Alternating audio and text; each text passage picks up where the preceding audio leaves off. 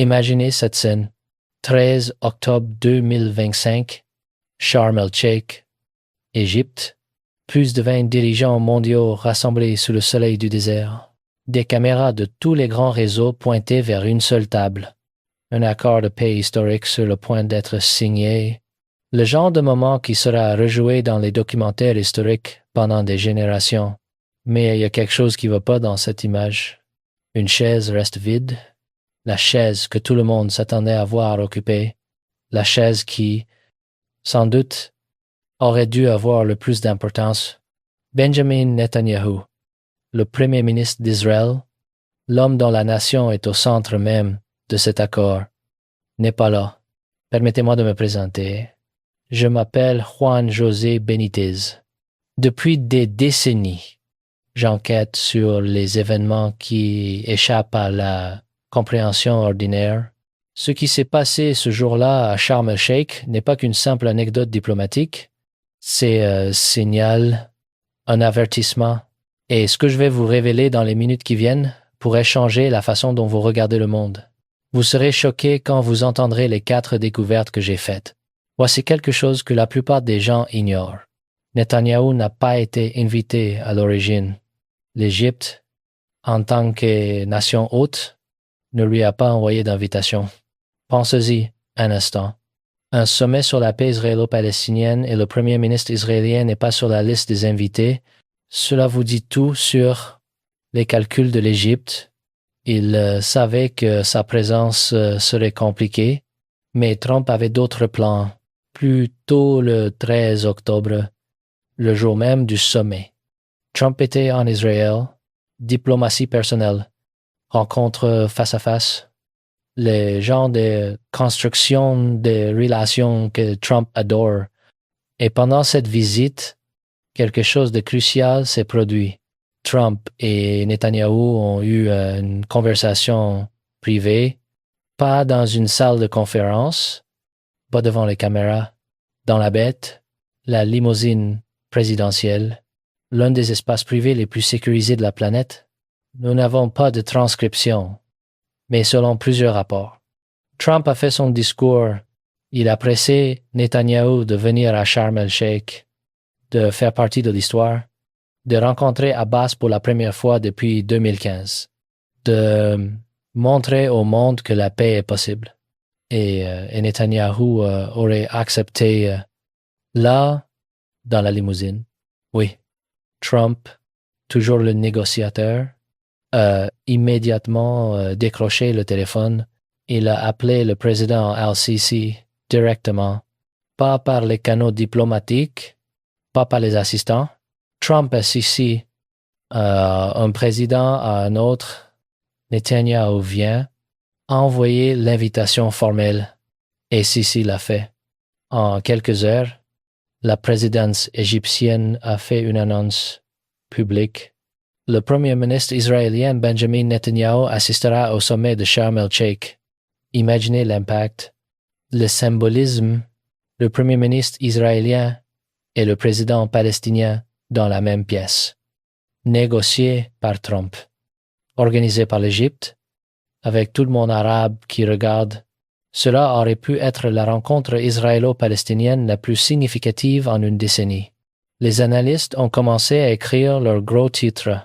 Les diplomates ont commencé à évaluer les implications. Le monde s'est penché. Et puis tout s'est effondré. Parce que, entre ce coup de téléphone et l'heure de début du sommet, 3 jeux de pouvoir différents se déroulaient simultanément et Netanyahou s'est retrouvé dans une position impossible. Quelques heures seulement après l'annonce de l'Égypte concernant la participation de Netanyahou, son bureau a publié une déclaration. Il n'y assisterait pas. La raison, contrainte de tendues aux fêtes juives, spécifiquement la proximité de Shemini Atzeret, qui commençait ce soir même, le 13 octobre, et Simhat Torah, qui tomberait le 15 octobre, voyager pendant cette période, expliquer le communiqué, serait logistiquement difficile et inapproprié compte tenu de la signification religieuse. En surface, cela semble raisonnable. L'observance religieuse est importante, Les conflits d'horaire arrivent. Mais voici le problème.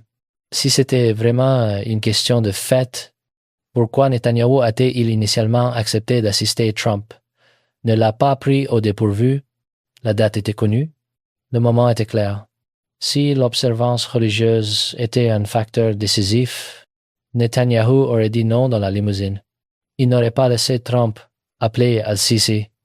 Il n'aurait pas permis à l'Égypte de faire une annonce publique. Quelque chose a changé. Quelque chose s'est passé dans ces quelques heures qui a rendu la participation politiquement impossible.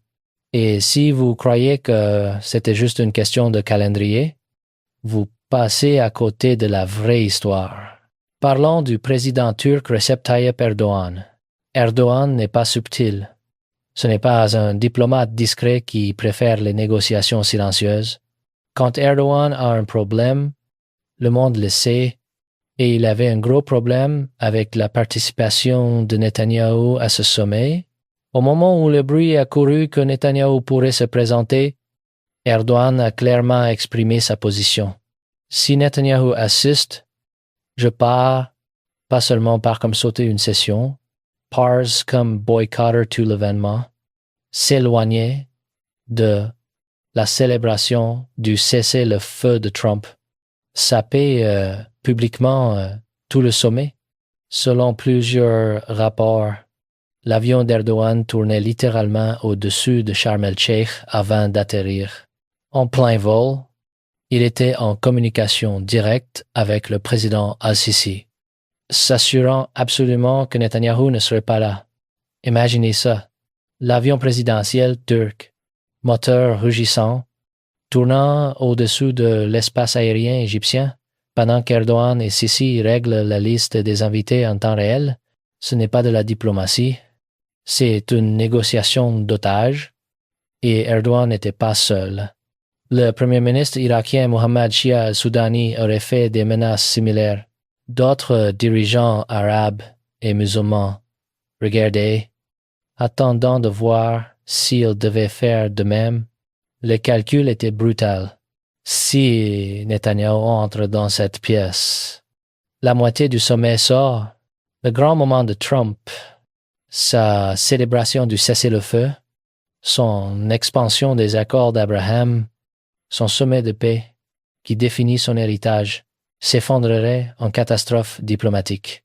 Alors, Netanyahou avait un choix, assister, déclencher un départ massif, ou rester à la maison et laisser le sommet se poursuivre. Mais voici le problème. L'ultimatum d'Erdogan n'était pas la seule pression à laquelle Netanyahou faisait face, parce que pendant que les dirigeants arabes menaçaient de boycotter de l'extérieur, la propre coalition politique de Netanyahou menaçait de s'effondrer de l'intérieur. Passons maintenant à Jérusalem, à la Knesset, au fragile gouvernement de coalition de Netanyahou. Netanyahou ne gouverne pas Israël avec une majorité confortable. Sa coalition est un patchwork de partis de droite, de factions religieuses et de durs à cuire qui considèrent tout engagement avec l'autorité palestinienne comme une concession.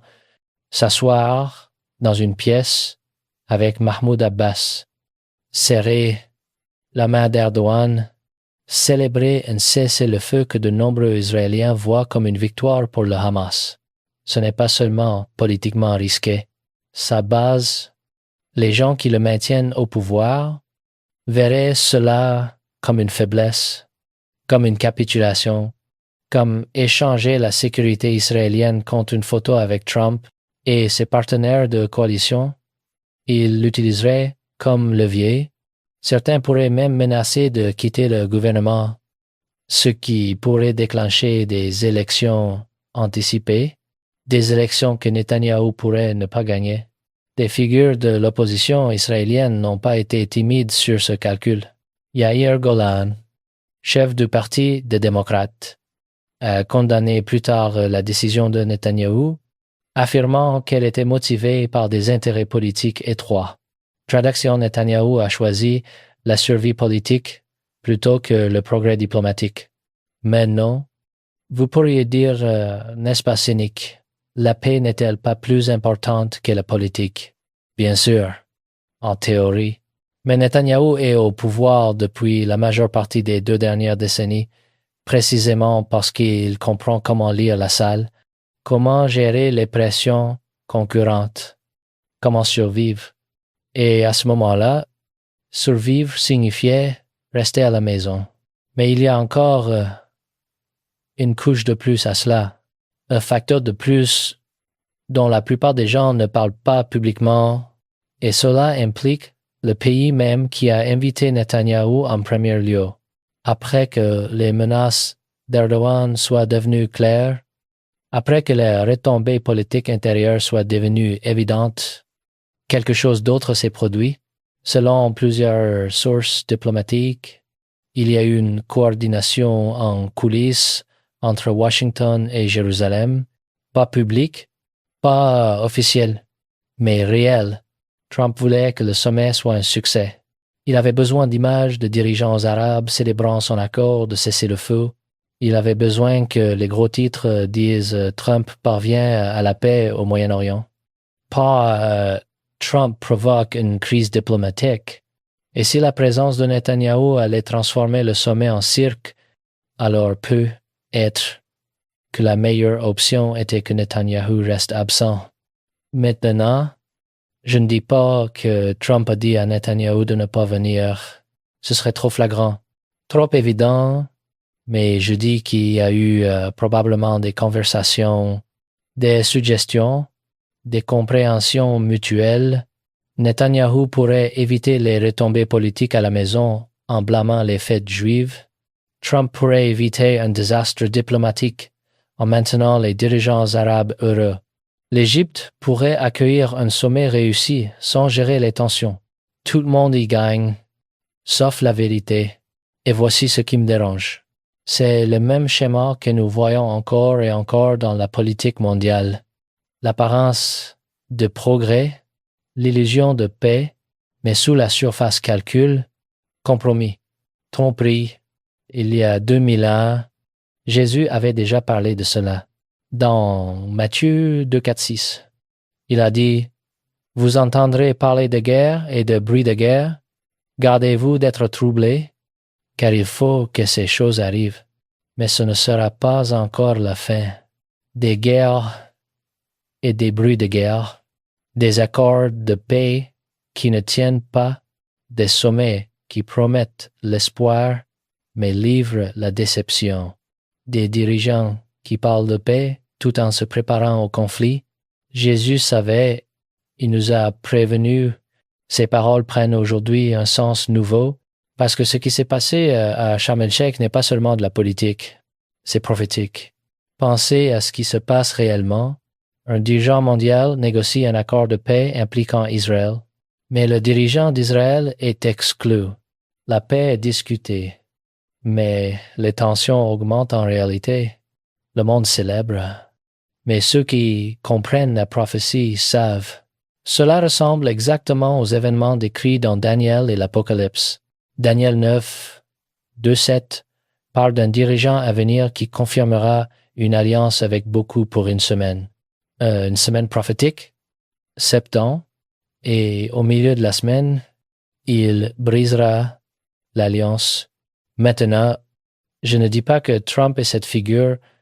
Je ne fais pas cette affirmation, mais je dis que nous voyons les patterns. Nous voyons comment ces événements prophétiques pourraient se dérouler. Nous voyons comment un dirigeant mondial charismatique pourrait négocier des accords de paix, pourrait être célébré comme un artisan de paix, pourrait gagner la confiance du monde, et puis, au bon moment, tout pourrait changer. Vous savez, ce qui m'effraie le plus dans tout cela, ce n'est pas l'accord de paix lui-même, ce n'est pas la chaise vide, ce n'est pas la politique. C'est à quel point les gens sont inconscients, à quel point les chrétiens sont endormis, à quel point le monde est prêt à célébrer n'importe quel leader qui promet la paix et la sécurité, peu importe à quel prix. 1 Thessaloniciens 5.3 dit « Quand les hommes diront paix et sûreté, alors une ruine soudaine les surprendra. » Paix et sûreté, c'est exactement ce que le monde crie en ce moment. Les gens veulent désespérément croire que nous sommes sur le point d'une nouvelle ère, que les conflits sont terminés, que l'humanité a finalement compris comment vivre en harmonie. Mais la Bible dit que lorsque le monde proclame la paix et la sécurité, c'est alors que vient la destruction soudaine, pas dans des décennies, pas dans des générations, soudainement. Et voici ce qui me terrifie. La plupart des chrétiens ne verront même pas venir, parce qu'ils ne font pas attention. Ils ne lisent pas les signes. Ils ne comparent pas les événements actuels avec la prophétie biblique. Ils regardent Sharm el-Sheikh et pensent une autre conférence politique. Ils ne réalisent pas qu'ils regardent potentiellement la mise en place des événements de la fin des temps se dérouler en temps réel. Laissez-moi vous dire ce qui va probablement se passer ensuite. Parce que si les patterns prophétiques se maintiennent, si nous sommes vraiment aussi proches que je le pense, alors voici à quoi cela pourrait ressembler. Il y aura plus d'accords de paix, plus de sommets, plus de célébrations. Les dirigeants mondiaux continueront à parler d'unité, de coopération, de mettre de côté les vieilles hostilités et le monde applaudira. Les médias le salueront. Les gens diront « Enfin, nous construisons un monde meilleur ». Mais sous la surface, quelque chose d'autre se construira.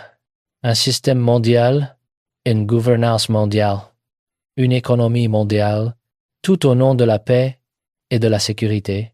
Et quand ce système sera en place, quand l'infrastructure sera prête, quand les gens seront conditionnés à faire confiance aux autorités mondiales, c'est alors que viendra le vrai test. L'Apocalypse décrit un temps où personne ne pourra acheter ou vendre sans une marque spécifique. Une marque sur la main droite ou sur le front, un système qui contrôle toute l'activité économique. Pendant la majeure partie de l'histoire chrétienne, les gens se demandaient comment cela pourrait être mis en œuvre, comment marquer des milliards de personnes, comment faire respecter l'exclusion économique à l'échelle mondiale, comment suivre qui a la marque et qui ne l'a pas. Mais aujourd'hui, en 2025, ce n'est pas seulement possible. La technologie est prête en ce moment. Des implants biométriques qui peuvent être scannés pour l'identification et le paiement, des tatouages à points quantiques qui brillent sous certaines lumières et contiennent des données cryptées, des interfaces cerveau-ordinateur comme Neuralink qui connectent vos pensées directement au système numérique, des puces sous-cutanées qui peuvent suivre votre position, surveiller votre santé et traiter des transactions financières. L'infrastructure existe. La technologie est testée. Le conditionnement culturel se produit et quand l'Antéchrist mettra en œuvre la marque, les gens ne la verront pas comme la marque biblique de la bête. Ils la verront comme le progrès, la commodité, la sécurité, la prochaine étape logique dans l'évolution humaine. On leur dira que cela éliminera le vol d'identité. Plus de mots de passe, plus de cartes de crédit volées. Il suffit de scanner votre main et vous êtes vérifié. Nous pourrons retrouver les personnes disparues, trouver les enfants kidnappés, sauver des vies. Nous saurons où se trouve tout le monde. Arrêter les attaques avant qu'elles ne se produisent. Créer une société sûre, cela rationalisera le commerce. Plus besoin de chercher des portefeuilles, plus de files d'attente. Il suffit de scanner et de partir. Et des milliards feront la queue volontairement, avec empressement, louant l'innovation, se moquant de quiconque refuse comme paranoïaque, arriéré, théoricien du complot. Mais voici ce qui rend cela le moment de trop tard. Voici pourquoi c'est différent de toute autre décision que vous prendrez jamais. Voici pourquoi la marque n'est pas seulement de la technologie. C'est la damnation. Apocalypse, un 4, 9 à 11 dit, et un autre, un troisième ange les suivit, en disant d'une voix forte, si quelqu'un adore la bête et son image, et reçoit une marque sur son front ou sur sa main, il boira lui aussi, du vin de la fureur de Dieu, versé sans mélange dans la coupe de sa colère. Et il sera tourmenté dans le feu et le soufre, devant les saints anges et devant l'agneau. Et la fumée de leur tourment monte au siècle des siècles, et ils n'ont de repos ni jour ni nuit, ceux qui adorent la bête et son image.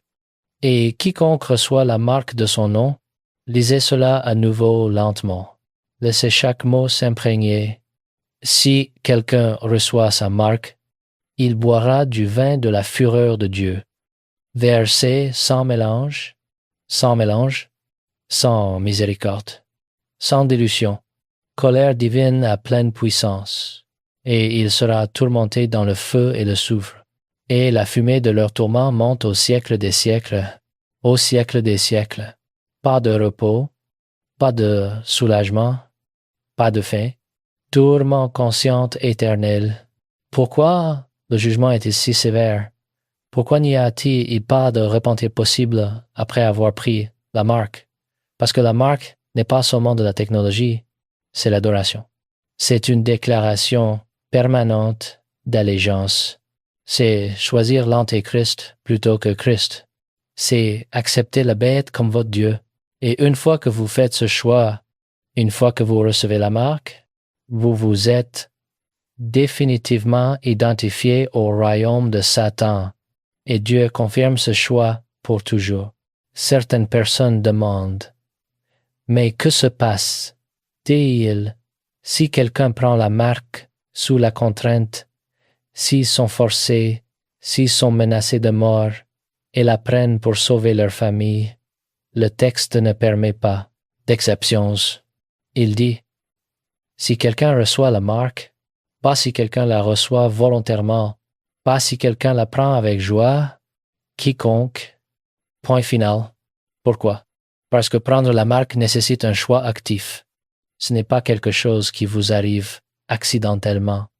Vous devez vous rendre dans un centre, vous devez vous inscrire, vous devez consentir, vous devez leur permettre de la placer dans ou sur votre corps. Et plus important encore, prendre la marque nécessite l'adoration.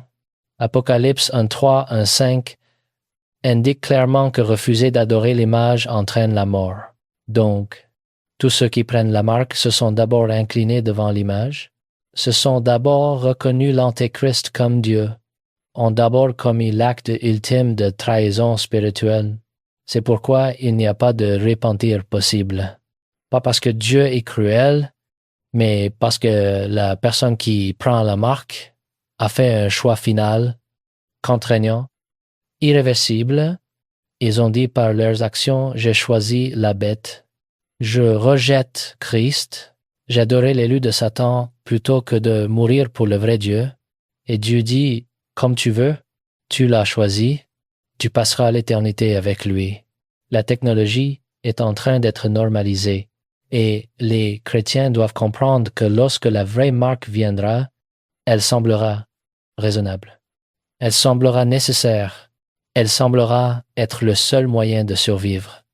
Et des milliards la prendront. Pas parce qu'ils essayent activement d'adorer Satan, mais parce que leurs cœurs sont froids, leurs esprits sont trempés. L'anarchie les a conditionnés à rejeter l'autorité de Dieu. Et l'abomination s'est produite sans qu'ils la reconnaissent. Tous ces avertissements fonctionnent ensemble. Chacun prépare le suivant. Et au moment où la marque est mise en œuvre, les gens sont si préparés à l'accepter qu'ils feront volontairement l'accueil. Mais voici ce qui me trouble le plus. Voici ce qui me tient éveillé la nuit. Voici la question que chaque personne qui regarde cela doit se poser. Si vous n'êtes pas prêt à défendre Christ maintenant, quand cela coûte relativement peu, quand les enjeux sont relativement faibles, quand vous pouvez vivre votre vie sans beaucoup de persécution, retrouverez-vous soudainement le courage de refuser la marque.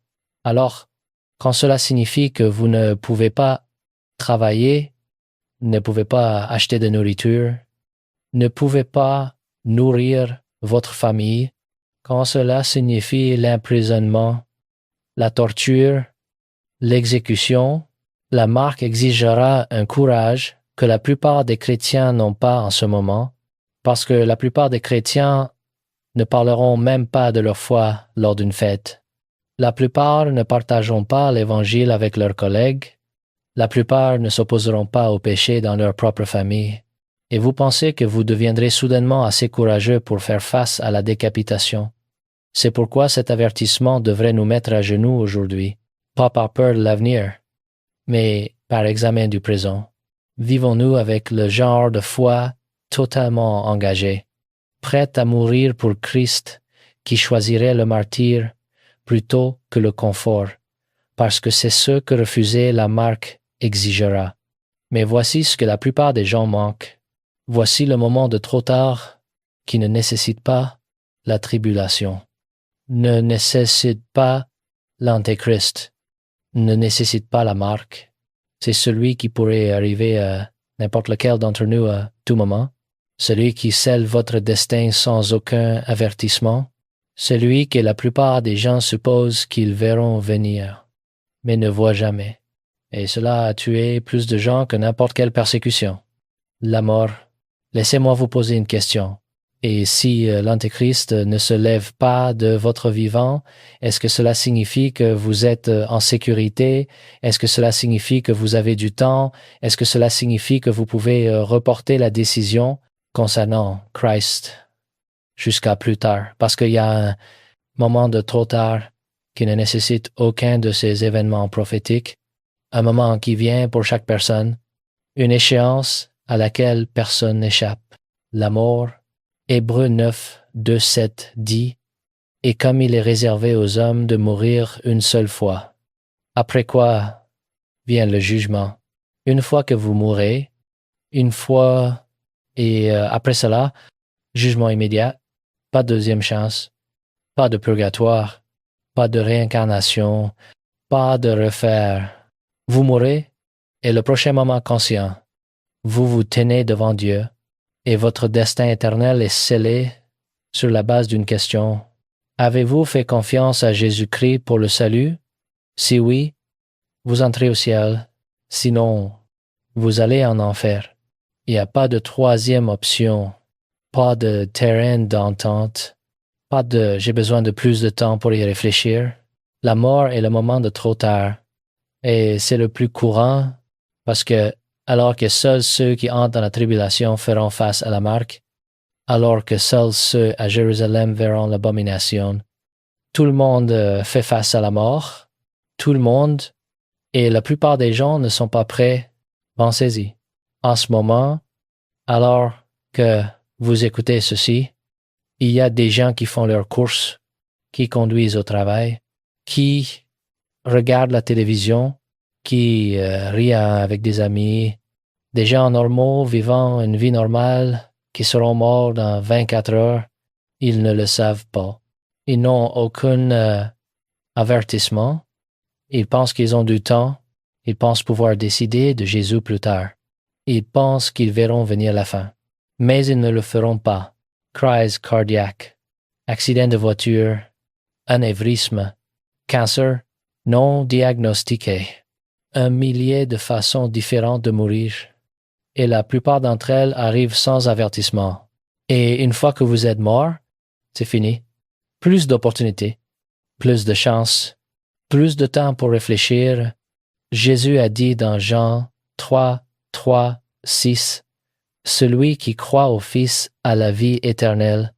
Celui qui ne croit pas au Fils ne verra point la vie.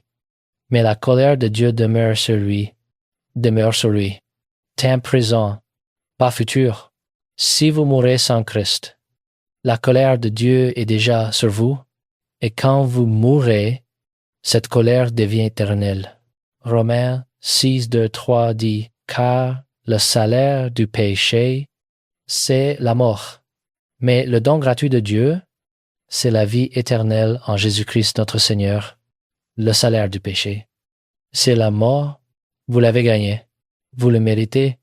Chaque mensonge que vous avez dit, chaque pensée impure que vous avez eue, chaque moment où vous avez mis vous-même avant Dieu, tout cela a gagné la mort.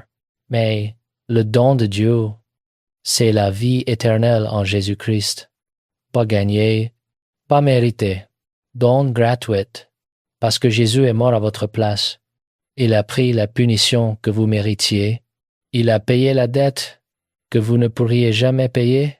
Et maintenant Dieu offre le pardon, la vie éternelle, le salut, gratuitement, à quiconque croira. Mais voici le piège. Vous devez croire maintenant. Vous ne pouvez pas attendre parce que vous ne savez pas combien de temps vous avez. Jacques 4, 1, 4 dit, vous qui ne savez pas ce qui arrivera demain, car qu'est-ce que votre vie? Vous êtes une vapeur qui paraît pour un peu de temps et qui ensuite disparaît. Une vapeur, c'est votre vie, ici pour un moment, puis disparue, et si vous mourrez sans Christ, vous passerez l'éternité séparée de Dieu. L'enfer n'est pas une métaphore, ce n'est pas symbolique, c'est un lieu réel de tourment conscient éternel. Jésus en a parlé plus que quiconque dans la Bible. Il l'a appelé un lieu où le ver ne meurt point, et le feu ne s'éteint point. Un lieu de ténèbres extérieures où il y aura des pleurs et des grincements de dents. Un lieu de souffrance éternelle sans espoir d'évasion. Et voici ce qui me brise le cœur. Voici ce qui me pousse à écrire cela. À partager ces vérités, à supplier les gens d'écouter. Les gens vont en enfer par défaut. Vous n'avez pas à faire un effort pour aller en enfer. Vous y allez déjà. Vous êtes sur ce chemin en ce moment, à moins que quelque chose ne change, à moins que vous ne fassiez confiance à Christ. L'enfer est votre destination. Et la plupart des gens ne le croient pas. Ils pensent qu'ils sont de bonnes personnes. Ils pensent que Dieu les laissera entrer au ciel parce qu'ils n'ont pas assassiné personne, parce qu'ils donnent à la charité, parce qu'ils essayent d'être gentils. Mais Dieu ne note pas sur une courbe. Il note sur la perfection et personne n'est parfait. Romains 3, 2, 3 dit, « Car tous ont péché et sont privés de la gloire de Dieu. » Tous, pas certains, pas la plupart. Tous, vous avez péché, j'ai péché. Chaque personne qui ait jamais vécu a péché, et ce péché nous sépare de Dieu. Mais Dieu, dans son amour, a fourni un moyen de retour. Romains 5, 8 dit, « Mais Dieu prouve son amour envers nous, en ce que, lorsque nous étions encore des pécheurs, Christ est mort pour nous, pendant que nous étions encore des pécheurs, pas après que nous nous soyons nettoyés, pas après avoir essayé assez fort, pendant que nous étions encore en rébellion contre lui. Christ est mort pour nous. Il a pris notre place, il a subi notre punition, il est mort notre mort, et 3 jours plus tard, il est ressuscité des morts, prouvant qu'il a vaincu le péché, vaincu la mort, vaincu l'enfer, et maintenant il offre cette victoire à quiconque croira. Acte 1, 6, 3, dit « Crois au Seigneur Jésus, et tu seras sauvé. » Pas essayer assez fort, pas sois assez bon. Crois, fais confiance à Christ. Dépends de sa mort et de sa résurrection pour ton salut. C'est la seule voie. Jésus a dit dans Jean 1, 4, 6, « Je suis le chemin, la vérité et la vie. Nul ne vient au Père que par moi. » Pas un chemin, le chemin. Le seul chemin, il n'y a pas d'alternative, pas de plan B, soit Christ, soit l'enfer. C'est le choix, et voici la question qui compte. Avez-vous fait ce choix? Pas êtes-vous une bonne personne? Pas allez-vous à l'église? Avez-vous personnellement fait confiance à Jésus-Christ comme votre sauveur? Si vous mouriez en ce moment, êtes-vous 100% certain que vous iriez au ciel? Passe, espérer, pas penser, savoir, parce que la Bible dit que vous pouvez savoir. 1 Jean 5, 1, 3 dit, « Je vous ai écrit ces choses, afin que vous sachiez que vous avez la vie éternelle, vous qui croyez au nom du Fils de Dieu, afin que vous sachiez pas deviner, pas espérer. Savoir, vous pouvez avoir cette certitude, mais vous devez agir. Vous devez répondre. Vous devez faire confiance à Christ.